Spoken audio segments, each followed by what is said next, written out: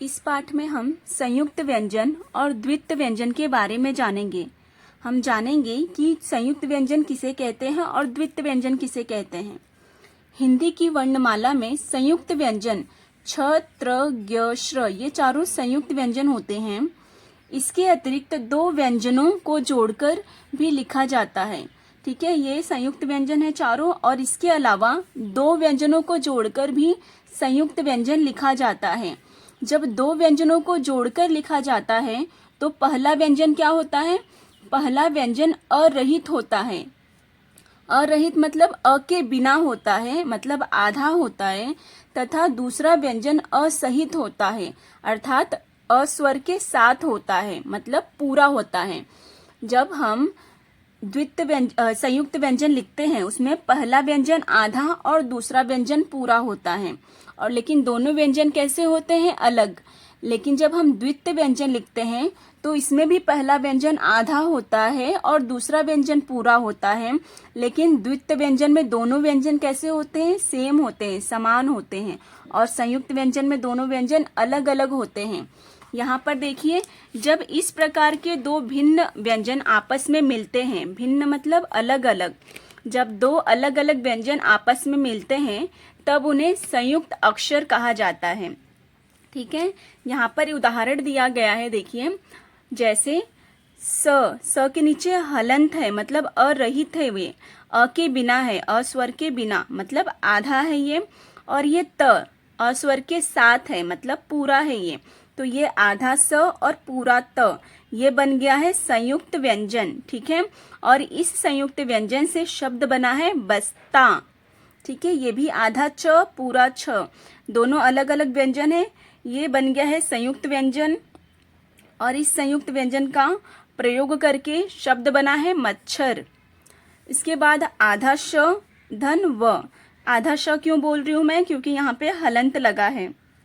जब स्वर के नीचे व्यंजन के नीचे हलंत लगे तो वो व्यंजन आधा हो जाता है। और सबसे इम्पॉर्टेंट पॉइंट है कि जो ये हलंत है ये सिर्फ व्यंजन के नीचे लगता है, कभी स्वर के नीचे नहीं लगता है। ठीक है, बहुत सारे बच्चे एग्जाम में ध्यान नहीं देते हैं, स्वर के नीचे भी हलंत हलंत लगा के रॉन्ग लिखते हैं। हलंत जो है वो हमेशा व्यंजन के नीचे ही लगता है, और व्यंजन को आधा दिखाने के लिए और अ के बिना दिखाने के लिए, स्वर के बिना दिखाने के लिए व्यंजन के नीचे हलंत लगता है। तो श के नीचे हलंत धन व, तो आधा श और पूरा व, तो इससे ये वाला संयुक्त व्यंजन बना है, और इससे शब्द बना है अश्व, अश्व, अश्व। यहाँ ड धन ढ, तो इससे ये संयुक्त व्यंजन बना है, और इससे शब्द बना है गड्ढा, गड्ढा। इसी प्रकार जब दो समान व्यंजन आपस में मिलते हैं तब उन्हें द्वित्व व्यंजन कहते हैं। ठीक है, जब दो समान व्यंजन आपस में मिलते हैं तो उसे द्वित्व व्यंजन कहते हैं।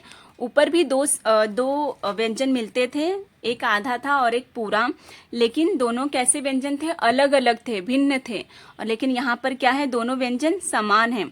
जैसे यहाँ पे उदाहरण दिया गया है, आधा त धन पूरा त, तो इससे ये वाला द्वित्व व्यंजन बना है, इससे शब्द बना है छत्ता। न के नीचे हलंत धन पूरा न, तो इससे ऐसे द्वित्व व्यंजन बना है, इससे शब्द बना है गन्ना। इसके बाद है यहाँ पे ड और पूरा ड। ठीक है, इससे शब्द बना है, ये वाले द्वित्व व्यंजन से शब्द बना है लड्डू।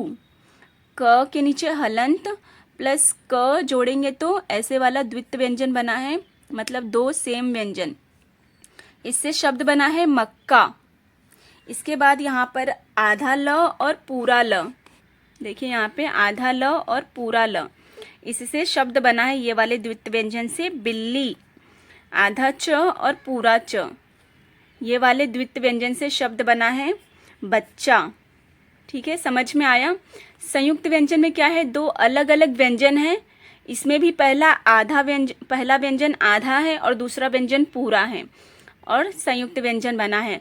द्वित्व व्यंजन में भी ये पहला आधा है, दूसरा पूरा है, लेकिन दोनों व्यंजन कैसे हैं? एक जैसे हैं, समान हैं। और संयुक्त व्यंजन में अलग अलग हैं। द्वित्व व्यंजन में व्यंजन कैसे हैं? समान है, सेम है। देखिए, च च, क क, ड ड, ल ल, ऐसे। यहाँ पर भी एक इम्पॉर्टेंट पॉइंट देखिए, यहाँ पर जो ये ड है इसको आधा दिखाने के लिए हलंत लगाया जाता है, इसको आधा नहीं लिखा जाता है, इसको हमेशा हलंत लगाकर ही दिखाया जाता है। देखिए यहाँ पे शब्द है लड्डू, तो यहाँ पे हलंत लगा के दिखाया गया है। और जो ट वाला शब्द रहेगा, ठीक है, उसमें भी नीचे हलंत लगाकर दिखाया जाता है, उसको आधा नहीं लिखा जाता है। जैसे मिट्टी, तो उसमें ट लगा के ट के नीचे हलंत लगा रहता है। यहाँ पर र के विभिन्न रूप, मतलब र के अलग अलग रूपों के बारे में बताया गया है। जब र के नीचे हलंत लगा है, जब र व्यंजन किसी अन्य के साथ जुड़ता है या उसमें कोई व्यंजन जुड़ जाता है तो उसे अलग अलग तरीके से लिखा जाता है। जैसे र है, ये जो साधारण वाला र है, जैसे इससे बना है रबड़, ठीक है। लेकिन जब ये पदेन वाला र है, ये इससे बना है क्रम, पदेन वाले र से बना है क्रम। और ये र है, ऊपर ऐसे मात्रा है, इसको रेफ कहते हैं। ये दोनों है पदेन और ये है रेफ। रेफ वाले र से पर्व और पदेन वाले र से ट्रक, ट्रक। और ये वाला भी पदेन र है, इससे बना है क्रम, ठीक है। इसको ऐसे लगाया गया है और क्रम शब्द बना है, इससे ट्रक और इससे पर्व। ऐसे यहाँ पर शब्द बनाकर दिखाया गया है। इसमें भी डिटेल में वीडियो में अपने चैनल पे बनाई हूँ, आप लोग वहाँ से देख सकते हैं। अब तक हमने सीखा इस पाठ में, जब दो व्यंजनों को जोड़कर लिखा जाता है, जब दो व्यंजनों को जोड़कर लिखा जाता है तो उसे संयुक्त व्यंजन कहते हैं। जब दो अलग अलग व्यंजनों को जोड़कर लिखा जाता है तो उसे संयुक्त व्यंजन कहते हैं। और जब दो समान व्यंजनों को जोड़कर लिखा जाता है तो उसे द्वित्व व्यंजन कहते हैं। और यहाँ देखिए छ, त्र, ज्ञ, श्र, ये चारों संयुक्त व्यंजन हैं। छ, त्र, ज्ञ, श्र, ये चारों क्या है? संयुक्त व्यंजन हैं।